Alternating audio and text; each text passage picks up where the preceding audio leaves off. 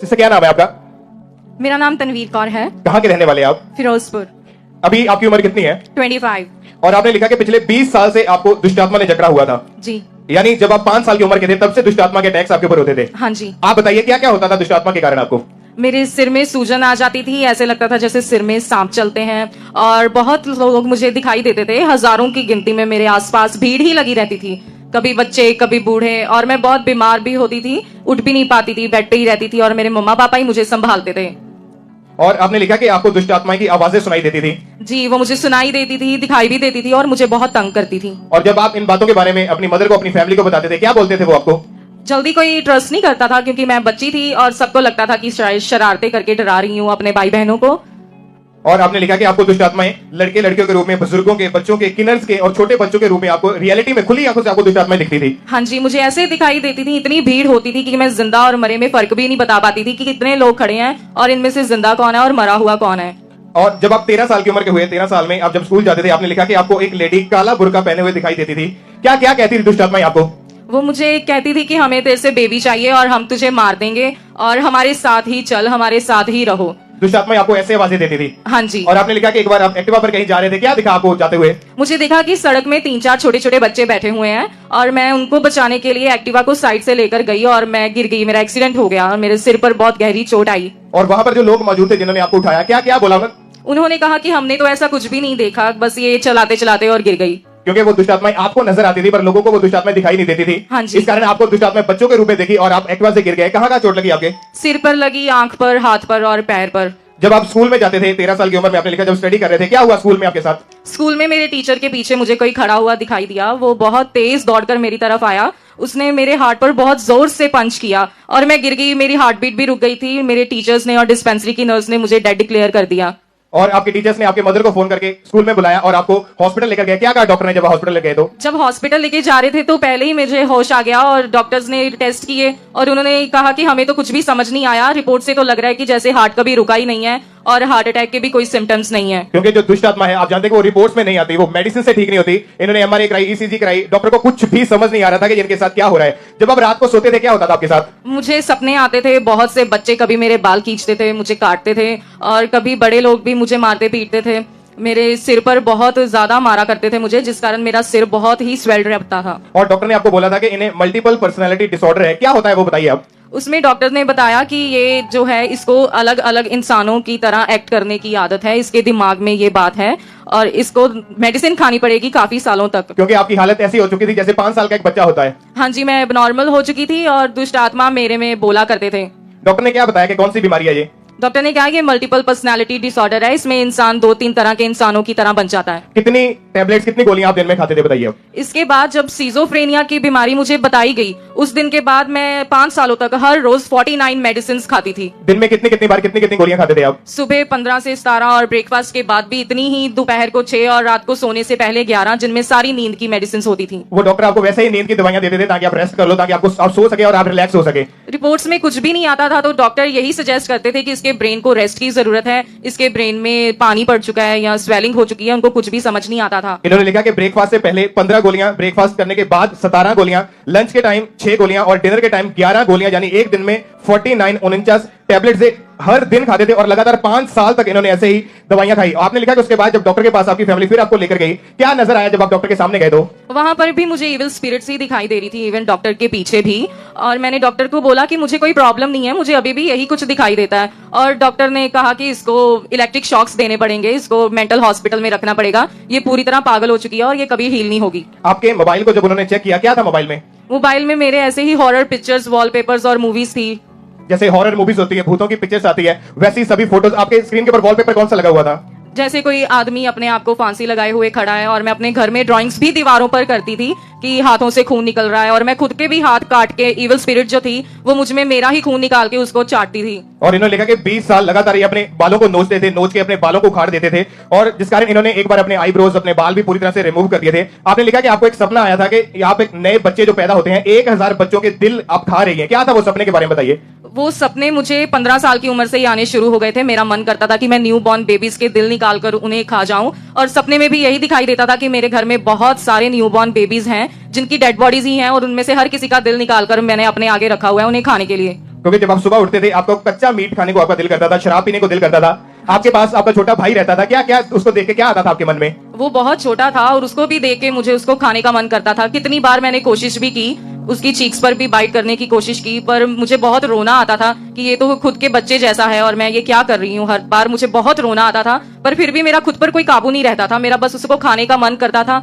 और मेरे मुंह में उसे देखकर और जब हर आप एक अपने बच्चे को अपने देखकर- भाई को देखते थे तो आपका मन करता था कि आप उसे खा जाएं और आप अपना अपना ब्लड खुद आप चूसते थे उस समय, हाँ जी, और अपने आप को आप हर्ट करके अपने आप का ब्लड निकाल कर आप चाटते थे उस समय। हाँ जी, और आपने लिखा कि आपने अपने भाई की जो चीख के ऊपर, उनकी गाल के ऊपर इतनी जोर से बाइट की थी और उसके भी ब्लीडिंग होनी शुरू हो गई थी उस कारण। हाँ जी। जब आप डॉक्टर के पास गए, डॉक्टर आपको केवल नशे की मेडिसिन देते थे, इंजेक्शन देते थे ताकि आप सो सको उसके कारण, और आपकी एमआरआई हुई, ईसीजी हुई, अल्ट्रासाउंड हुई, दिमाग के आपके जो स्कैनिंग हुई और इलेक्ट्रिक शॉक डॉक्टर्स ने आपको लगाए, लेकिन किसी से भी आपको कोई भी फर्क नहीं पड़ रहा था। आपने लिखा कि आप उसके बाद कोमा में चले गए थे। हाँ जी। कितने साल कोमा में रहे आप? 1.5 साल में कोमा तक रही मैं। कैसे कैसे घर पे कैसे आपके मदर, आपके फादर आपके कैसे आपके साथ रहते थे? मदर ही मुझे संभालते थे और मेरी बड़ी बहन और ताई जी और पापा। बेड पर ही सब टॉयलेट वॉशरूम में होती थी। मुझे कोई होश नहीं होती थी, ना खाने पीने की ना उठने की। बस जब आंख खुली तब खाना खा लेना, वरना सोते ही रहना 10-10 दिनों तक। और फिर उसके बाद लगातार 1.5 साल में कोमा तक रही। और फिर मुझे कोमा में होने के बाद भी ऐसा ही लगा कि जैसे मैं एक वेल में कैद हूँ और वहां भी इविल स्पिरिट मुझे टॉर्चर करती रही। और आपने लिखा कि आपकी मदर को भी वो दुष्ट आत्मा खुली आंखों से देखती थी कि कोई आपको खींच के कमरे में लेकर जा रहा है। हाँ जी, मेरे मदर ने खुद एक्सपीरियंस किया उन्हें मुझे ले जाते हुए। और आपने लिखा कि आपकी फैमिली वाले, अपने परिवार वालों ने ऐसा किया कि आपके घर में जितने भी दरवाजे लगे हुए हैं उनके सभी के लॉक जो होते हैं, जो कुंडियां होती है, वो उखाड़ दी थी कि कहीं आप कमरे में बंद करके अपने आप को कुछ कर ना लो। हाँ जी, ऐसा ही किया था। आप पागलों की तरह कैसे हरकतें करते थे? क्या होता था जब पागल बन? मैं बिल्कुल एबनॉर्मल हो चुकी थी, कुछ होश नहीं रहती थी, ना कपड़ों की ना चलने फिरने की। बस मेरे मदर ही संभालते थे, वो ही कपड़े पहनाते थे, बाहर लेकर जाते थे और मैं अपनी उंगलियां भी जैसे बच्चे करते रहते हैं वैसे ही चूसती रहती थी। और आप बच्चों अलग अलग तांत्रिकों के पास हुए गए जी। और 2012 में आपको इलेक्ट्रिक शॉक भी लगाए गए हाँ जी, और उसके कारण भी आपको कोई भी फर्क नहीं पड़ा था। क्या क्या होता था जब इलेक्ट्रिक शॉक लगाते थे आपके ऊपर, उसके बारे में बताइए आप। क्लिप्स लगा देते थे, मुंह में कपड़ा डाल देते थे और 15 दिन तक हर रोज 3 बार इलेक्ट्रिक शॉक्स दिए हैं हाई वोल्टेज के, जिसके कारण स्किन भी जल जाती थी और बॉडी का पूरा खून भी सूख जाता था। जब आपकी फैमिली आपको किसी तांत्रिक के पास लेकर गए, क्या कहा उन्होंने आपको देखे? उसने कहा इसके साथ तो 200 से भी ज्यादा इविल स्पिरिट्स हैं, इसने बचना नहीं है, ये तो मर ही जाएगी। उस तांत्रिक ने बोला कि इसके अंदर 200 से भी ज्यादा अधिक दुष्ट आत्माएं रहती हैं। हाँ जी, क्या क्या किया उन्होंने फिर आपके साथ? उन्होंने जो भी उनका मंत्र पूजा होती है वही सब किया काफी सालों तक। और हर हफ्ते मेरे मदर से कभी 70,000 और कभी 80,000 लेते थे और कहते थे कि अगर यही दोगे तो ये जिंदा रहेगी वरना मर जाएगी। और आपने लिखा कि वो आपको सांकलों से मारते थे, आज जिस कारण आपका चूल्हा, गर्दन, रीढ़ की हड्डी के मनके भी आपके हिल चुके थे। और हर हफ्ते 70 से 80 हजार रुपए आप वहां पर देते थे। और 2017 में आपने लिखा कि आपकी फैमिली आपको ऑस्ट्रेलिया में लेकर गए। हाँ जी, क्या क्या हुआ जब आप ऑस्ट्रेलिया गए? तो ऑस्ट्रेलिया गई तो मैं खुश थी कि एनवायरनमेंट चेंज हो जाएगा, अब शायद इविल स्पिरिट्स परेशान नहीं करेंगी। पर वहां जाकर भी उन्होंने पीछा नहीं छोड़ा, वो यहीं से मेरे साथ गई और वहां भी जो लोग मरे हुए थे वो भी मेरे साथ ही हो चले और वो भी मुझे यूं ही तंग करते थे। और कभी मेरा सुसाइड करने का मन करता था, मैं समंदर में बस चली जाती थी। मुझे दिखता था कि सामने रोड है पर मैं सुसाइड करने के लिए पानी में ही चली जाती थी और कभी चिल्लाती थी। तो कई बार मैंने अपने फादर का भी गला दबाने की कोशिश की तो मेरे फादर ने मुझे इंडिया वापस भेज दिया। आप अलग अलग भाषा में बातें करने लगते थे जब दुष्ट आत्मा आपके बीच से बातें करता था। कौन कौन सी भाषा बोलने लगते थे आप?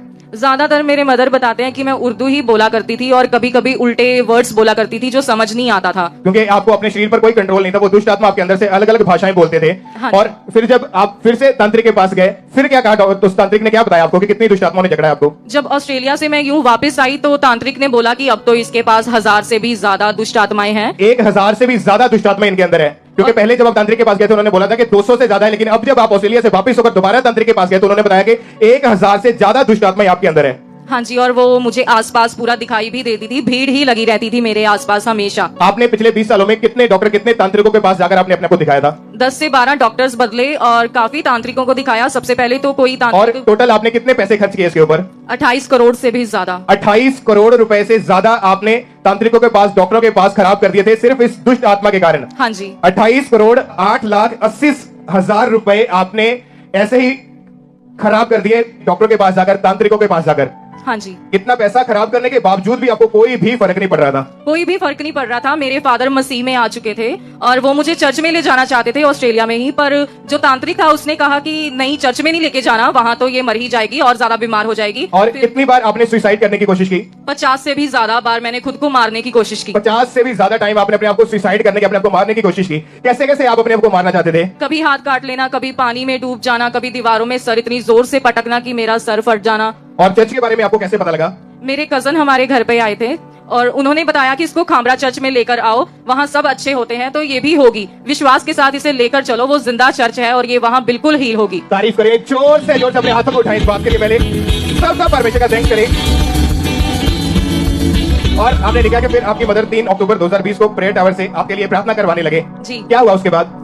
जब शुरुआत में प्रार्थना करवाने लगे तो जो इविल स्पिरिट मेरे अंदर थी वो मुझे परेशान करने लगी। मेरा पेट ऐसे फूल जाता था जैसे मैं 8 और 9 मंथ्स प्रेग्नेंट हूँ। मुझे अंदर बेबी मूव होता फील होता था और पूरे 2 महीने तक मुझे डिलीवरी पेन होता रहा, पर ऐसी कोई भी बात नहीं थी। और 18 अक्टूबर 2020 को जब आप पहली बार चर्च में आए, क्या हुआ उस समय चर्च में जब आए तो? चर्च में जब आए तो वर्शिप चल रही थी और सॉन्ग चल रहा था, आराधना हो आराधना, और मैं वो वर्शिप सॉन्ग में ध्यान लगाकर सुनने लगी तो रोना स्टार्ट कर दिया मैंने और कहा कि हे परमेश्वर, अगर तू जिंदा खुदा तू ही है तो तू ही मुझे चंगा कर दे। और उसी दिन हमारे spiritual mother pastor Sonia Yusuf Noorullah ji ने प्रार्थना की। आइए हम पहले अपने स्क्रीन के ऊपर उस प्रार्थना को सुनते हैं। प्रभु यीशु मसीह के सामर्थ्य नाम में परमेश्वर आपको ब्लेस करे, आजाद करे, खुदावंद आपको हरा और भरा करे। जब आपने प्रार्थना को रिसीव किया, प्रार्थना के वर्ड को सुना, रिसीव किया, क्या क्या हुआ उसके बाद, प्रार्थना को ग्रहण करने के बाद? मैं उसी दिन से, उसी सेकंड से मैं बिल्कुल चंगी हो चुकी थी। और उसी सेकंड, उसी समय आप चंगे हो चुके थे जब हमारी स्पिरिचुअल मदर ने प्रार्थना की। हाँ जी। क्या क्या हुआ बताइए आप। मुझे बहुत हल्का महसूस हुआ। बहुत रोने के बाद मेरे मन में उम्मीद आ गई कि शायद अब मैं ठीक हो जाऊं, कि बचपन से मैं ऐसी ही हूं। तो घर पर आई, वो मेरी जिंदगी की पहली रात थी जब मैं अच्छे से सोई। तारीफ करें जोर से, अपने हाथों को उठाएं तालियों के साथ, जोर से परमेश्वर की महिमा करें। और आपने लिखा कि उसी समय आपको एक विजन आया था। क्या था वो विजन, क्या था वो? घर जाने के बाद जब मेरे मदर ने बोला कि वर्शिप में बैठ जा, शायद आज की रात भी अच्छे से सो जाए और ऐसे ही तू ठीक हो जाए, तो मैं वर्शिप में बैठ गई। अभी वर्शिप में बैठी ही थी कि 5 मिनट से पहले ही मुझे विजन आया कि मैं ऊपर आसमान की ओर उठाई गई हूँ, तारों में पहुंच गई और वहाँ सोने के महल में 4 एंजल्स ने मेरे सिर पर हाथ रख के मुझे प्रार्थना की गैर भाषा में, और सोने की ही गद्दी पर एक आदमी बैठा दिखाई दिया जिसका चेहरा नजर नहीं आया, और उन्होंने मेरे सर पर हाथ रखा और कहा, daughter you are blessed, now go heal everyone. Hallelujah. सब खड़े हो जाए अपनी जगह पर और जोर से तालियों के साथ सब परमेश्वर के नाम को महिमा दें। अपने हाथों को हर एक साथ सभी साथों के साथ मिलकर जोर से परमेश्वर के नाम को महिमा दें। आप बताइए सिस्टर, जब आपको विजन आया क्या क्या हुआ उसके बाद? आपने लिखा कि जो 1000 दुष्ट आत्माएं आपके अंदर थी, क्या क्या हुआ था उस विजन में? उस विजन में जब वो 4 एंजल्स मुझे प्रे करके बाद हटे तो उन्होंने मेरा हाथ पकड़ा और मुझे वो जो गोल्डन थ्रोन पर आदमी बैठा था उसके पास ले गए। जब वो मेरा हाथ पकड़ कर ले जा रहे थे तो सिर्फ मैं गई और जो वो 1000 से भी ज्यादा दुष्ट आत्माएं थी वो पीछे खड़ी रह गई, और एक बहुत बड़ा हाथ आया जिसने मुझे छुआ, मुझे अपने बाहों में उठाया, और एक बहुत ही ज्यादा बड़ा पैर था जो उन 1000 से भी ज्यादा दुष्ट आत्माओं पर पड़ा और वो वही खत्म हो गई। हालेलुया। तारीफ करें जोर से गाते हुए।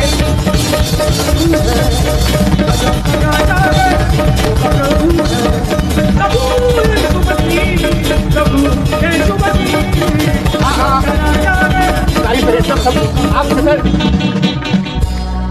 थैंक्स करें पहले अपने हाथों को उठा के जोर से।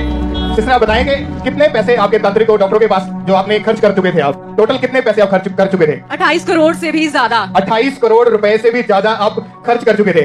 और चर्च में जब आप मौजूद हुए, चर्च में आए, तब आपके कितने पैसे लगे चर्च में आने के? कोई पैसा नहीं लगा, सब कुछ बस यूं ही हो गया। चर्च में आने की कोई फीस नहीं है, कोई पैसा नहीं आपसे लिया गया। और आपने जो ले हैंड प्रार्थना करवाई, उस ले हैंड प्रार्थना के कितने पैसे लगे आपके? कोई भी पैसा नहीं लगा, बस सब कुछ फ्री में ही हो गया, बस विश्वास के कारण हुआ। थैंक्स करें जोर से तालियों के साथ, परमेश्वर के नाम को महिमा दें। जोर से अपने हाथों को उठाएं, सब परमेश्वर के नाम को महिमा दें। 1000 से भी ज्यादा दुष्ट आत्माएं इस बहन के अंदर भी बताया। आज ये बहन पूरी तरह से डिलीवर होकर, आजाद होकर आपके बीच में खड़े हैं। 1000 से ज्यादा दुष्ट आत्माएं इनके अंदर थी। 50 बार इन्होंने आत्महत्या करने की कोशिश की, अलग अलग डॉक्टरों को दिखाया, 15 दिन लगातार इनके इलेक्ट्रिक शॉक लगते रहे, 28 करोड़ से भी ज्यादा रुपए इन्होंने खर्च कर दिए, ऑस्ट्रेलिया जाकर भी देख लिया, कहीं से भी छुटकारा नहीं मिला, कहीं से भी आजादी हुए। आज आप देख सकते हैं कि जब ये बहन परमेश्वर के घर में आए तो उसके बाद आज ये बहन पूरी तरह से फ्री होकर, छूटकर, डिलीवर होकर आपके सामने खड़े हैं। आपकी तारीफ बड़ी होनी चाहिए, अपने हाथों को उठाएं और जोर से थैंक करें सब तालियों के साथ, परमेश्वर के नाम को महिमा दें।